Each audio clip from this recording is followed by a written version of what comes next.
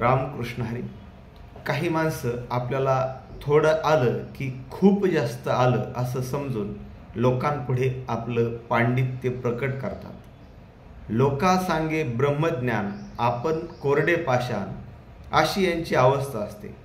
परंतु संत शेख मोहम्मद महाराज देवाकडे विनंती करतात की हे भगवंता, मला शब्दवाणीचं दान दे, ज्या योगे मी तुझ्या नामाचं आणि ज्ञानाचं वर्णन करू शकेल.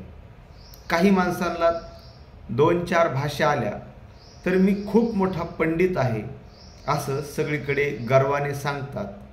परंतु भगवंताने अशा अनेक भाषा तयार केल्या आणि भगवंताला अशा अनेक भाषा येतात.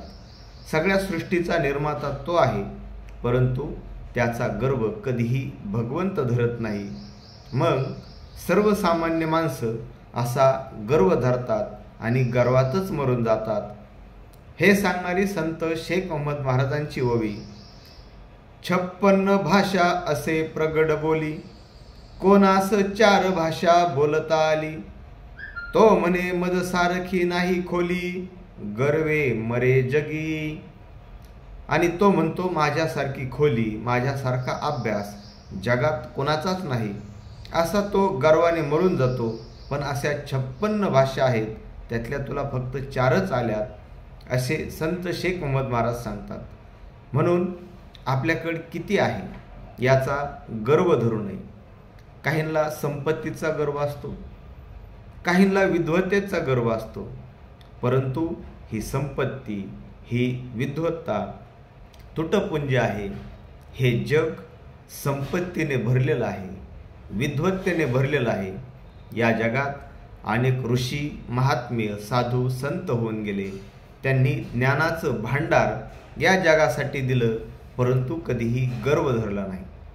ज्ञानेश्वर महाराजांनी ज्ञानेश्वरी या सर्वसामान्य जनतेसाठी लिहिली.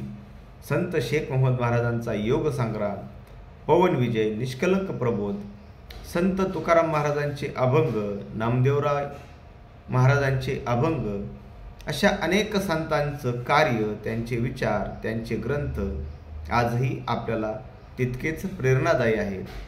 मग या संतांनी, या महापुरुषांनी कधीही या गोष्टीचा अभिमान धरला नाही. आपणही तो अभिमान सोडावा, तो अहंकार सोडून एक चांगलं जीवन जगावं, असे संत आपल्याला वेळोवेळी सांगतात. रामकृष्ण हरी.